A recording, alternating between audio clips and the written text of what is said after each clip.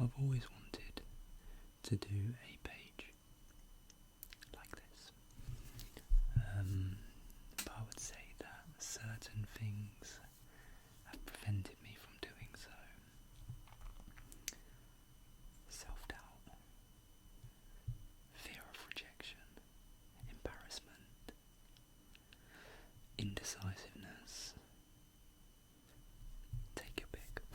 They've probably all played a part. The last couple of years have been eventful, and it's made me realise that life's quite short, so we should do things that we want to do, even if they terrify us, or if they're maybe not considered the norm, but you enjoy them. Just do it, and that's what I'm going to do. ASMR has played a huge part in my life, and during a very difficult time, it was very, very important for me. I think it's something that you either get it or you don't, and I get it. Other people don't, and that's fine. But a couple of years ago, in 2020, the end of 2022, and predominantly in 2023, but it began in 2022. Oh my god, get to the point. I was diagnosed with cancer. It was a blood cancer called Hodgkin's lymphoma. I was 25 years old at the time. And it was quite horrific, to be honest with you. I'd love to sugarcoat it and say that it wasn't as bad as I thought it would be, because it was tough. But there was lots of things I did to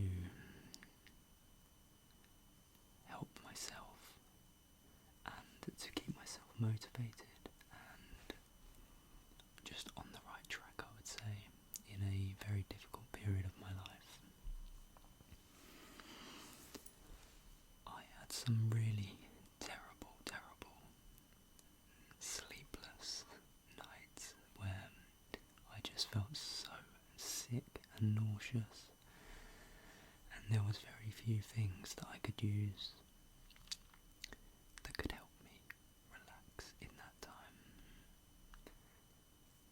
ASMR was one of them, and I craved comfort and coziness during treatment all the time, because it was such an uncertain period that I just wanted things that were going to make me feel relaxed and at ease, because it didn't come natural at that time. I relied on ASMR quite a lot, and I wish I could have done more. And now that I'm very fortunate to be over 1 year into remission, I would now like to maybe potentially create something that could help another person in a similar situation. During my time through chemotherapy and radiotherapy, there was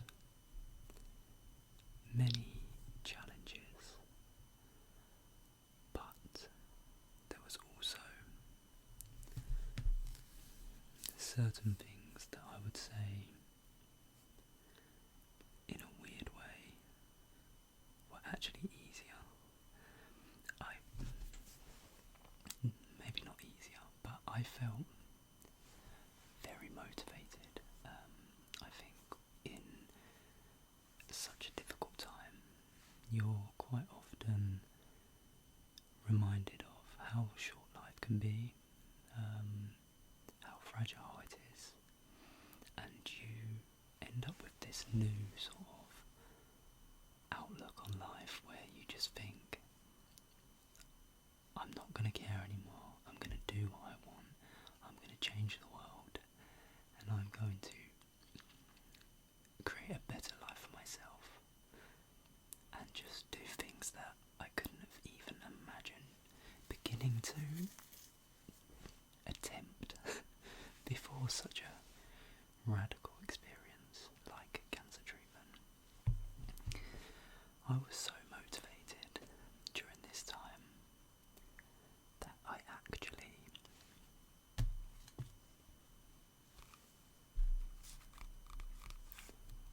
began to write my own book. Now,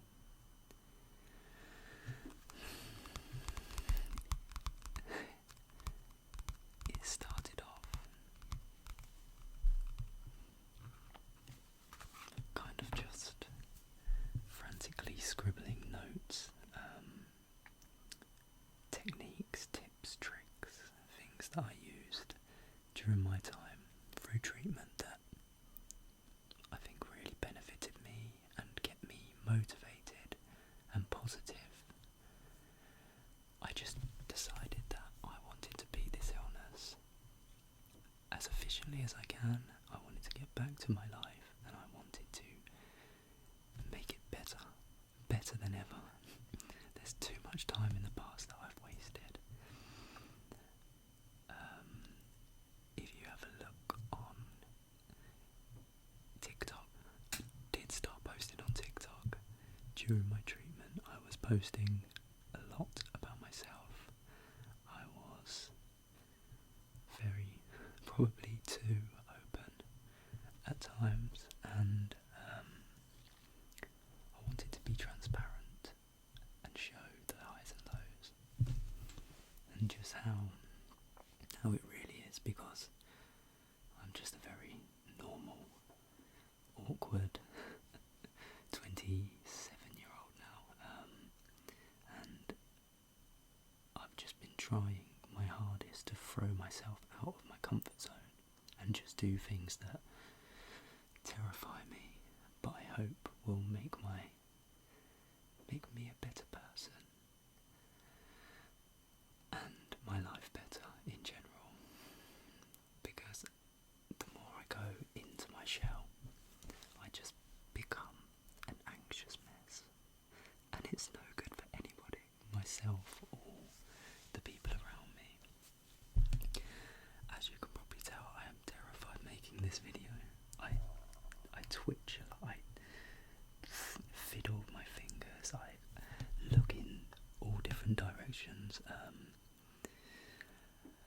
I'm a very anxious, scatty person, but every day I'm trying to take it head on and make it a little bit better.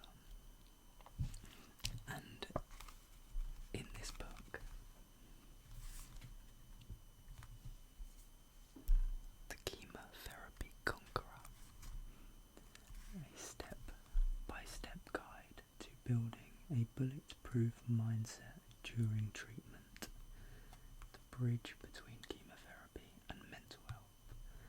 And this is my little bridge, and it's a flex bicep with the big line for my chemo treatment, and this is a brain inside of a light bulb, kind of like mental health, bright ideas, that kind of vibe, by George Davies. This little book, it's only a little book, it's not long, because it's a self-help guide for somebody going through treatment and a difficult time, and I feel like you have enough on your plate without being overwhelmed by unnecessary detail. So I wanted it to be a quick go-to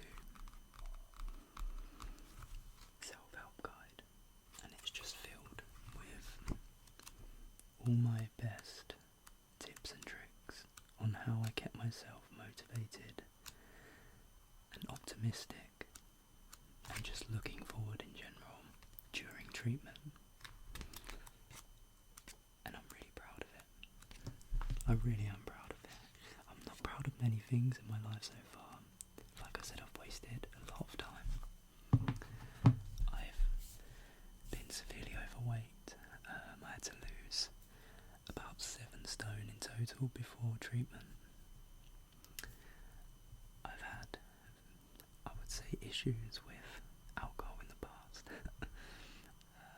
Gambling, smoking. I had to give up smoking, give up gambling,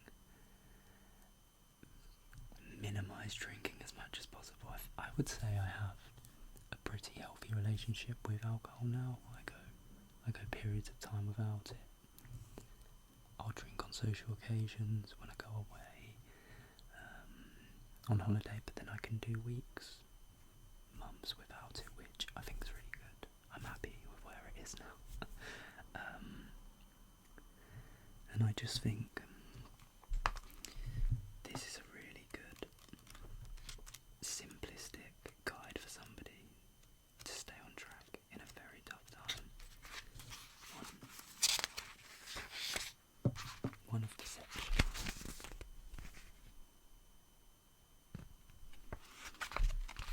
There's a whole section on ASMR and what it means to me. Because it really, really did help me, and that's kind of a lot of the inspiration behind me making these videos.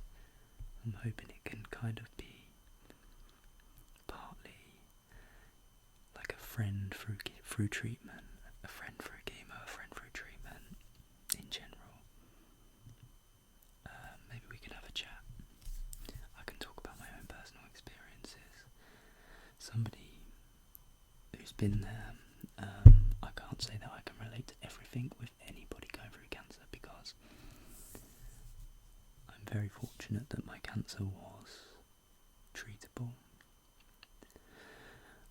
Of course, we don't want to say, oh, you're lucky with the cancer you got, because nobody wants to be told that, but there's more intense cancers out there. I could have had, a higher stage. I could have had a terminal cancer. I could have. I don't know how to explain, but you get what I'm saying. It could have been worse, but it was still bad. So I'd like to talk as much as I possibly can about what I've been through, and hopefully relate to some parts, and hopefully make some things a little less intimidating and scary, because I am the most anxious and worrying person on the planet. I overthink everything in my life. So if I can go through it, you can, I promise. And that is the real big aim of what I'm doing right now, and why I'm talking to a camera and whispering. It's very strange when you first start doing it. On the back here. So, by the way, I carried on writing this in my life after cancer. There was a couple of times where getting back to the real world, things get in the way, and it was quite hard to carry on with the writing. I had to be quite disciplined, but I knew that I wanted to get it out there, because once again, I really, really want to help somebody else. You kind of feel very passionate about helping other people, and cancer does become a main focal point in your life, I would say. You feel connected to the subject, unfortunately, but it does also have benefits, as in it connects you with other amazing people along the same journey as you, who are also sharing this same gratuity and this new outlook on life, where you can just be so much more appreciative and just ready to take on this new life, the next chance. You'll see things very differently. You will.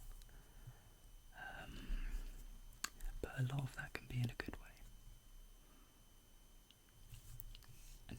anybody going through it out there at the moment, then I really, really do wish you all the strength in the world, and maybe you can find a little bit of peace in this channel. We'll see. I'm gonna give it a good go, and either way, what's the worst that can happen? I'm already putting myself out there anyway.